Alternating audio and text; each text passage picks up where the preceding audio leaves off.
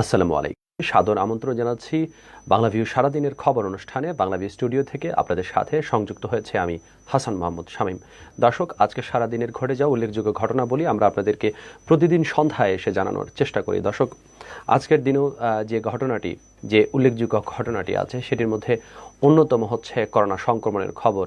সিলেটের খবর আপনাদেরকে জানাচ্ছিলাম, ডিসক্রিপশনে আপনারা ইতিমধ্যে দেখে ফেলেছেন। সিলেটে কিন্তু করোনা সংক্রমণের এ যাবৎকালের সব রেকর্ড কিন্তু ভেঙে দিয়েছে। আজকে কিন্তু ৩৮৭ জন এর শরীরে করোনা আক্রান্ত শনাক্ত করা হয়েছে এবং এটি কিন্তু এই যে অতিমারি শুরু হয়েছে গত এপ্রিল মাস থেকে ২০২০ সালের, সেই এপ্রিল মাসের পর থেকে এখনো পর্যন্ত এটাই কিন্তু একদিনে আক্রান্ত শনাক্তের দিক থেকে সিলেটে সর্বোচ্চ। দর্শক, দুজন মানুষ কিন্তু মারাও গেছেন করোনা আক্রান্ত হয়ে। এবং সিলেটের পাশাপাশি যদি আপনাদেরকে পুরো বাংলাদেশের চিত্রটি বলতে হয় তাহলে বলতে হয় দেশেও কিন্তু একদিনে সর্বোচ্চ শনাক্তের সংখ্যাতেও রেকর্ড হয়েছে আজকের দিনে প্রথমবারের মতো। দর্শক, ১০,০০০-এর অধিক মানুষের শরীরে করোনা ভাইরাসের অস্তিত্ব আবিষ্কার করা হয়েছে এবং একজ্যাক্টলি যদি সংখ্যাটা বলতে হয় তাহলে বলতে হয় দেশে একদিনে সর্বোচ্চ ১১,৫২৫ জন রোগী শনাক্ত করা হয়েছে এবং মারা গেছেন ১৬৩ জন। এটিও কিন্তু একটি রেকর্ড, দ্বিতীয় সর্বোচ্চ রেকর্ড মারা যাওয়ার ক্ষেত্রে। গতকাল সোমবারে কিন্তু ১৬৪ জন মানুষ মারা গিয়েছিলেন এবং এটি কিন্তু দেশের হিসাবে এখনো পর্যন্ত করোনা মহামারী শুরু হওয়ার পর থেকে একদিনে সর্বোচ্চ মৃত্যুর রেকর্ড ছিল। আর আজকে কিন্তু ১৬৩ জন মানুষ মারা গেছেন। দর্শক, এই যখন অবস্থা তখন কিন্তু সারা দেশে কঠোর লকডাউন চলছে এবং কঠোর লকডাউনের এই চিত্রটি আপনাদেরকে জানিয়ে রাখতে চাই। আজকে কিন্তু কঠোর লকডাউনের ৬ষ্ঠ দিন ছিল এবং আগামীকাল কিন্তু সেই কঠোর লকডাউন শেষ হওয়ার কথা ছিল, কিন্তু গতকালই একটা প্রজ্ঞাপনের মাধ্যমে কিন্তু জানিয়ে দেওয়া হয়েছে সেই লকডাউন আরও ১ সপ্তাহ বাড়ছে, অর্থাৎ ১৫ দিনের লকডাউনের ফাঁদে পড়েছে দেশ। এবং সেই লকডাউনটা যে আসলে অমূলক নয়, সেটি আসলে শনাক্তের সংখ্যা এবং মৃত্যুর সংখ্যা দেখে কিন্তু আসলে বোঝা যায়। দেশে একদিনে সর্বোচ্চ শনাক্ত ১১,৫২৫। দর্শক, মারা গেছেন ১৬৩ জন। দেশে গত ২৪ ঘন্টায় ১১,৫২৫ জনের শরীরে সংক্রমণ শনাক্ত হয়েছে। সোয়া ১ বছর ধরে চলমান এই মহামারীতে আজ প্রথমবারের মতো একদিনে শনাক্তের সংখ্যা ১০,০০০ ছাড়ালো। এটি আসলে অনেক দুঃখজনক একটা খবর আমাদের জন্য দর্শক, কারণ এরকম একটা রেকর্ডের কথা বললে আসলে আমরা হয়তো স্পোর্টসের রেকর্ডের কথা বলি, কিন্তু এ ধরনের রেকর্ড আসলে অনাকাঙ্ক্ষিত। দর্শক, বলা চলে যে আমরা এ ধরনের রেকর্ডের খবর আসলে আপনাদেরকে জানাতে চাই না, কিন্তু করোনা সংক্রমণের যে নতুন ভেরিয়েন্ট আবিষ্কার হয়েছে এবং সেই ভেরিয়েন্ট কিন্তু দ্রুতই মানুষের মৃত্যু, যেটা আসলে খুব বেশি সময়ও কিন্তু মানুষজন পাচ্ছেন না। আপনাদেরকে একটা গল্প বলতে চাই দর্শক, সেটি গল্প নয়, আসলে সামাজিক যোগাযোগ মাধ্যমে ছড়িয়ে পড়া একটা কাহিনী, সেটা সম্পর্কিত একটা প্রতিবেদন করেছে দৈনিক প্রথম আলো। দর্শক, তারা বলছে যে হৃদয় বিদারক একটা স্টোরি। বাবার লাশের পাশে শিশুর আর্তনাদ। তখনও ভর্তি ফরম পূরণ শেষ হয়নি। হাসপাতালের জরুরি বিভাগে ৭ বছরের শিশুর সামনেই মারা গেলেন বাবা মুজিবুর রহমান, যার বয়স ৪০ বছর।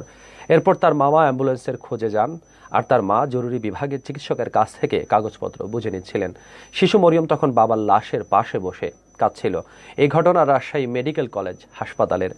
গতকাল সোমবার দুপুর ১২টার দিকে এই দৃশ্য দেখে অনেকেই চোখের পানি ধরে রাখতে পারেননি। এই ঘটনার একটি ভিডিও গতকাল রাত থেকে সামাজিক যোগাযোগ মাধ্যমে ছড়িয়ে পড়ে। ভিডিওতে দেখা যায় একটি শিশু বাবার লাশ পাহারা দিচ্ছে আর ডুকরে কাঁদছে। ভিডিও ধারণকারী ওই ব্যক্তিকে ছোট বাচ্চা মেয়েটি জানায় ১ সপ্তাহ ধরে জ্বরের সঙ্গে কাশিতে ভুগছিলেন তার বাবা। সকালে হঠাৎ বুকে ব্যথা করলে হাসপাতালে নিয়ে আসেন পরিবারের লোকজন। সেখানে তার সামনেই মৃত্যু হয় তার বাবার। দর্শক, এই মুজিবুর রহমানের বাড়ি হচ্ছে নওগাঁর পোরশা উপজেলার নিতপুর ইউনিয়নের চক বিশ্বপুর কলোনি পাড়ায়। তিনি পেশায় ছিলেন একজন ফেরিওয়ালা। ভ্যানে করে মেলামাইন ও সিরামিক সামগ্রী ফেরি করে গ্রামে গ্রামে বিক্রি করতেন। ফাস্টবিটা ছাড়া তার কোনো সহায় সম্পদ নেই। ৭ দিন ধরে তিনি সর্দি জ্বরে ভুগছিলেন। তার শ্যালক আলেঙ্গুর হোসেন জানিয়েছেন যে গত রোববার রাত ৯টার দিকে তার ভগ্নিপতিকে পোরশা উপজেলা স্বাস্থ্য কমপ্লেক্সে ভর্তি করা হয়েছিল।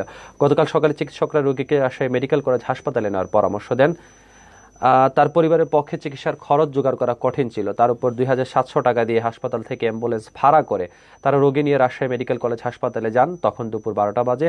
তার সঙ্গে তার বোন তানজিলা বেগম, বড় মেয়ে ছোট মেয়ে মরিয়ম খাতুন ছিলেন। অ্যাম্বুলেন্স থেকে তার ভগ্নিপতিকে ট্রলিতে নামিয়ে রেখে তিনি ভর্তির জন্য টিকিট কাটেন। তারপর ফর্মটি পূরণ করছিলেন। তার ফর্ম পূরণ শেষ হওয়ার আগেই তার বোন কেঁদে ওঠেন। তিনি তাড়াতাড়ি করে জরুরি বিভাগের চিকিৎসককে ডেকে আনেন। চিকিৎসকরা দেখে বলেন রোগী মারা গেছেন, এবং সেই মারা যাওয়া ব্যক্তিটির শিশু কিন্তু সেই লাশের পাশে বসে কাঁদছিল, এবং সেই সময় একজন ব্যক্তি সেই ভিডিওটি ধারণ করেন একটি মোবাইল ফোনে, এবং সেটি সামাজিক যোগাযোগ মাধ্যমে ভাইরাল হয়। এবং মাত্র এক সপ্তাহে সর্দি জ্বরে মারা যাওয়া ব্যক্তিটির বয়স কিন্তু খুব একটা বেশি ছিল না, তিনি কর্মক্ষম ছিলেন। আমাদের দেশে প্রচলিত যে ব্যাপারটি আছে, বলা হয় যে করোনা কিন্তু ধনী ব্যক্তিদের হচ্ছে না, ধনী ব্যক্তিদের হচ্ছে, গরিবদের হচ্ছে না, এই ধরনের একটা প্রচলন আমরা মাঠে কাজ করি আমরা শুনি, অনেক মানুষই বলে থাকেন। কিন্তু করোনা ভ্যারিয়েন্ট কিন্তু আসলেই কোনো ধনী গরিব দেখে না। এই ঘটনা তার একটা উদাহরণ মাত্র। দর্শক, করোনা পরিস্থিতির ভয়াবহ খবর জানাচ্ছিলাম আপনাদেরকে। আসার খবর জানাতে চাই দর্শক, সিলেটে শামসুদ্দিন হাসপাতাল, যেটা করোনার একমাত্র ডেডিকেটেড হাসপাতাল, সেই করোনা শামসুদ্দিন হাসপাতালে স্বাস্থ্য সুরক্ষা সামগ্রী দিয়েছে সিলেট চেম্বার।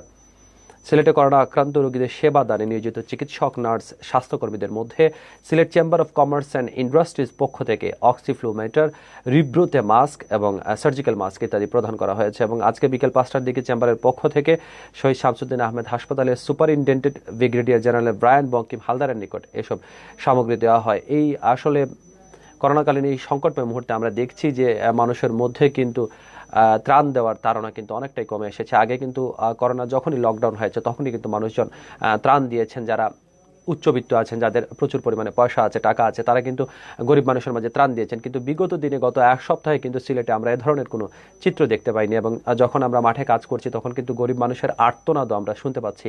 তারা বলছে যে করোনা লকডাউনে, করোনার পাশাপাশি খিদের জ্বালায় তারা কষ্ট পাচ্ছেন, এবং তারা কিন্তু মানুষের যে আর্থিক অনুদান, সেই আর্থিক অনুদানের কিন্তু অপেক্ষা করছেন। আমরাও আশা করব যে এ ধরনের কার্যক্রমে যারা ধনী ব্যক্তি আছেন সিলেটের, বিশেষ করে তারা আসলে এ ধরনের কর্মকাণ্ডে এগিয়ে আসবেন। দর্শক, আরেকটি সুখবর আপনাদেরকে জানাতে চাই, সেটি হচ্ছে সিলেটি সাদিয়া বিশ্বজুড়ে সাড়া ফেলে দিয়েছেন। সিলেটি সাদিয়া, সেটা হচ্ছে যে তিনি সিলেটের বিশ্বনাথের মেয়ে সাদিয়া খানম যুক্তরাজ্যে ভল্টিক নামক একটি কোভিড-19 নিরোধক স্প্রে আবিষ্কার করে বিশ্বব্যাপী আলোড়ন সৃষ্টি করেছেন। তিনি যুক্তরাজ্যের চেস্টারের বাসিন্দা।